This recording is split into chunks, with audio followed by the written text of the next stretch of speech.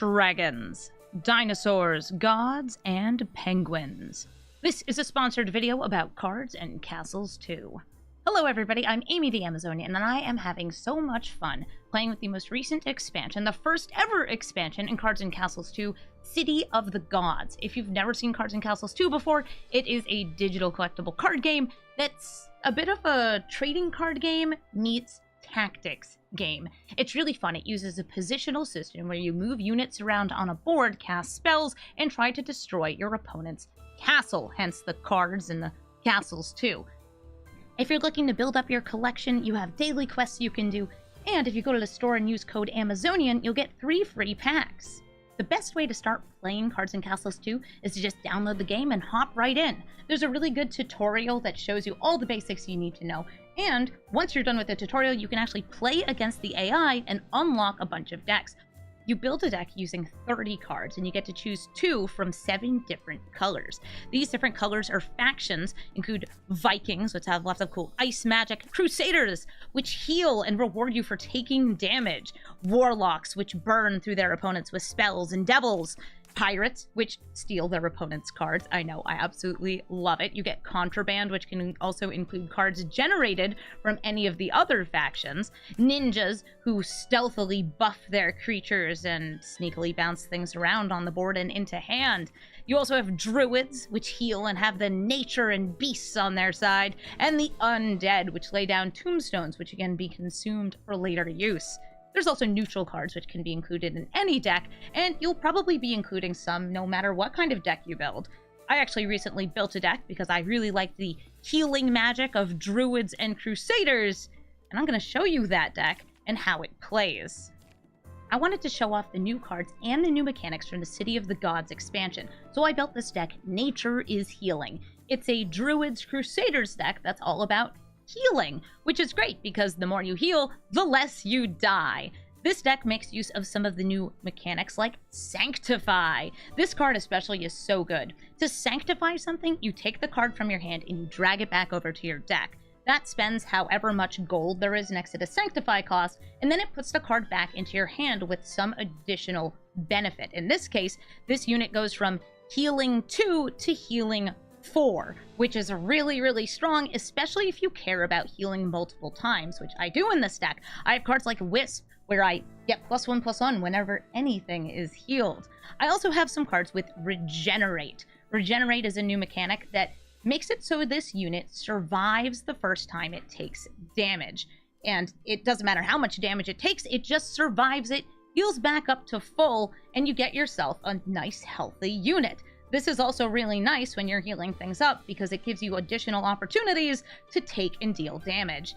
This deck has a lot of units that care about taking damage. They give you a special benefit when they take damage, like the War Elephant. Whenever this takes damage, you summon a random 2-cost unit. So if I can keep healing this and dealing damage to it by attacking my opponent's units, then it gets more and more value on the board. This especially gets fun when you're damaging your own units on purpose using cards like Wild Strikes. Lets me hit my opponent's biggest thing for 3 and then damage everybody else so I can heal that back up. I also have a bunch of new and awesome legends in this deck. In the deck, you can normally only have 2 copies of a card, but you can actually only have 1 copy of a card if it has this special legendary border, like the Eternal Phoenix. I threw a couple of the new gods from the City of the Gods expansion in, like Gaia, who has Regenerate and heals. That's perfect for my deck because I care about healing. And Zeus! Zeus is so good! Yeah, he is 8 gold to cast, sure, but he destroys something that has 7 or more attack or deals 2 damage to all of your opponent's stuff when it comes into play. Zeus has been such an all-star in this deck, and for 8 gold, sure, you have to wait a couple turns to play it, but sometimes you don't have to wait that long because I also have cards like Lieutenant Joff in this deck, where this comes into play, looks at the top card of my deck, throws it away, and then gives me a bunch of treasure. Treasure is gold that you can spend on any turn. It sits around. Normally you just get 1 gold per turn, but this way I could go turn 6, Lieutenant Joff, into turn 7, Stone Dragon. There's a bunch of new dragons in the expansion, and this one has Guardians, so they can't attack your buildings. It's got Regenerate, so it takes a big hit, hits back and survives that damage. And when it comes into play, it's dealing 3 damage to all other units and buildings, which is fine for us because we can always heal that damage back. So I'm going to take my Nature is Healing deck, and we're going to play against somebody so I can show you what this game looks like in action. Looks like I'll be going second in this game against Alex the Great. I have a bunch of nice cards in here. I have one higher cost card, a bit of removal, something that grows when we heal, something that enables me to heal, and something that costs a bunch. So I'm actually going to throw back the Wisp and the Stegosaurus here. Oh, nice! I got one of my legendary cards, the Eternal Phoenix. The Eternal Phoenix is so great.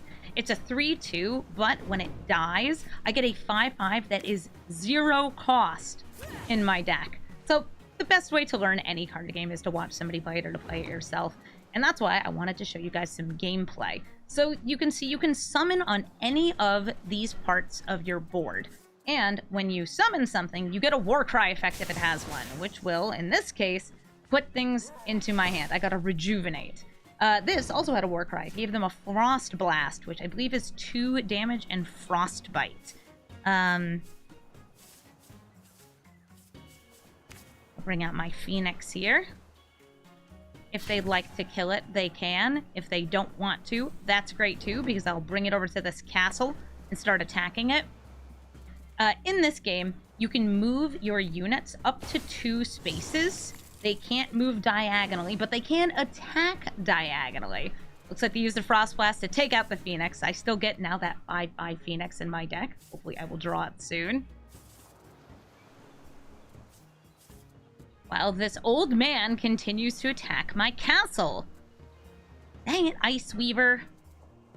Looks like they've used up all their gold. They're just trying to decide what to do with their Ice Weaver. They're repositioning him before they attack and dealing another 2 to my castle.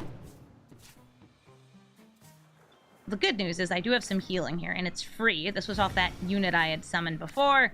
And now the Nunchuck Nuns. Because I healed, I get 2 extra 1/1s. This is just a lot of value off one unit, and healing is already good for me because now my castle is further away from being destroyed. Hello there, Ice Weaver. Damage in this game does last between turns, which is really nice if you're planning on healing a lot. I've got lots of healing spells in this deck, and I've got a lot of things that have high toughness, so I can have them be dealt damage and then heal them up again. That's cute. So we're going to move one of our Nunchuck Nuns over here to take out their Weaver and move the other one to their castle so we can start attacking it. I have up to 5 gold this turn, but I can't actually use 5 gold this turn. So I'm just going to use 2 of it to use my castle's ability, which once per turn I can pay 2 and summon a peasant and pass. Yeah, I have these 6 cost units, which put me in that very awkward spot here. And next turn I might want to use either this Brontosaurus, ooh, they're dealing 1 damage and summoning this protective reindeer, or Joff to try to ramp into something like Nadir or Zeus.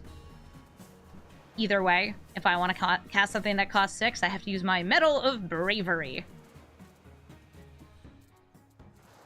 This deer is very cute. It is Guardian, by the way, which means I cannot attack their castle or any other buildings they might have if this is next to it. Ooh, a War Elephant. That actually gives me something really nice for this circumstance. I'm going to throw this right in front of their protective reindeer. Because you can't move through enemy units, this means that they can only move 1/2 or 1/2, and it gives them only 1 good attack target, which is this War Elephant. Okay, deal 2 to all enemies. They've destroyed my supply depot, but that also dealt damage to my War Elephant. So look at that. We got a random 2-cost unit, and I'm going to keep getting more random 2-cost units as I deal more damage to their things. I am going to hit their deer. That got me this bear hog. And then I'm going to use Wild Strikes, which destroys that unit. We got ourselves a Thorn Drake. Very good. And we're going to keep just filling up this board. We now have an entire wall of units, but because they are in the colors of burn, them being able to deal 1 damage across our units is totally doable. All right, Frost Blast. They've destroyed my elephant, but she summoned one last thing, the North Woodmender, War cries do not trigger if something is summoned without being played. Oh my god, I love this wizard's art. He's just a little guy. Ooh, and this has charge, which means it can attack another unit right away. I think it's time to bring out the gods. I'm going to use this metal and play Zeus. I'm going to deal 2 damage to all enemy units, since they have a bunch of things that have 2 life. And move everybody into position to start attacking their castle. And for the one guy who can't actually reach their castle this turn, sure, the supply depot is good too. So now we have a 7-6 on the board. We have Zeus himself ready to start dealing damage. Won't take many hits from Zeus to destroy their castle. Nice. The Stegosaurus does have Guardian, so I can't attack their castle until this is moved out of the way. But there's an extra piece of text. Something that's interesting about Guardians is they have to be next to or in front of buildings to protect them. So I am going to start by playing my Brontosaurus. Playing the Brontosaurus causes everybody to move randomly. And this moved it behind their castle. And I can even block it from moving in front of the castle. So now I have an open line to start attacking and win the game. GG, Alex the Great. We now have an opponent. I get to choose which of these cards, if any, I want to throw back into my deck as part of the mulligan phase. I'm going to throw back Fires of Creation to see if I can get something that I can curve into a little better. Perfect! I've got something that costs 1, something that costs 2, and another something that costs 2. Oh, but they started with the Reaper. That's going to be getting them extra tombstones. It's like a passive ability in their deck. Well, let me get down. The Andover Cleric. Having a 1-cost unit's really nice because it means I can always do something on my first turn.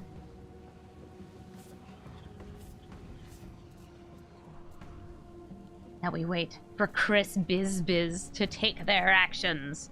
The healing spell I got, by the way, since this is random, was Luminaris. 1 damage to all enemy units and then heal all allies for 1.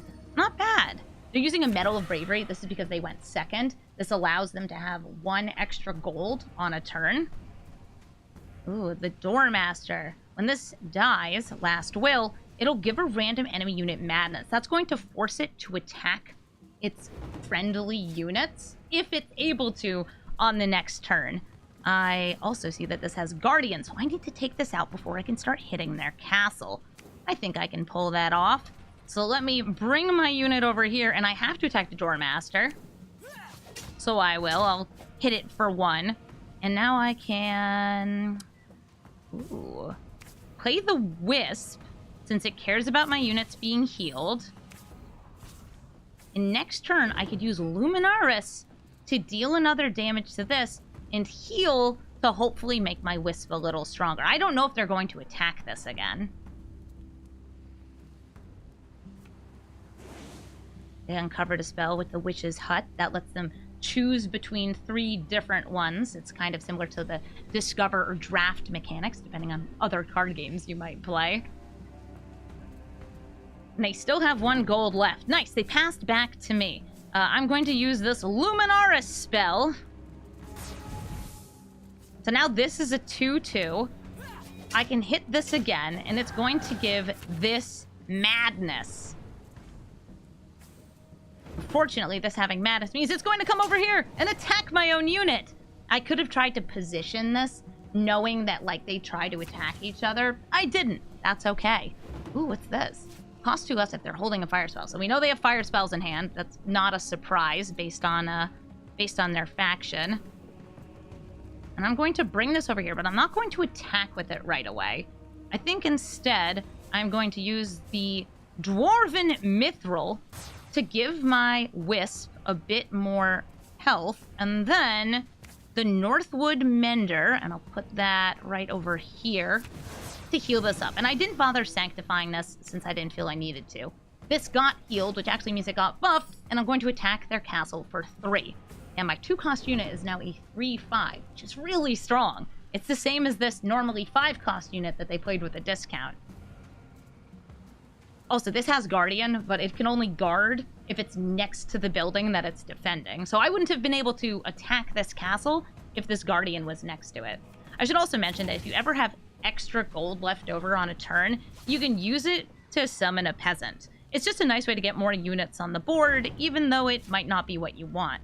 Oh, Warcry, summon a tombstone. So now they have a tombstone in play. These all just hang out. They can prevent me from occupying spaces, and they also are kind of frustrating because they can be used for extra abilities. I think that I should start dealing and taking damage, though. Ooh, it's tempting to play this or save it up. I'm going to use the War Elephant and just pop it into play right here. Let these two attack each other. Let those two attack each other. Excellent. I have Fires of Creation in hand, which I could use to Sanctify if I don't feel like playing another spell in my hand. I'm not going to be able to afford to Sanctify it since it costs 4 gold and also play it on the same turn until turn 8. But I love random unit summoning because sometimes it gets you the best stuff. But when you summon things at random, you don't end up getting the Warcry abilities. You just get the unit itself. Ah, something here is Berserk! It just goes at random. Well, I'm going to attack that thing that's attacking at random with my War Elephant, so I get a random unit. What did I get? Oh, I got a Thorndrake. Last will summon a Sunflower. Aw, that's so sweet.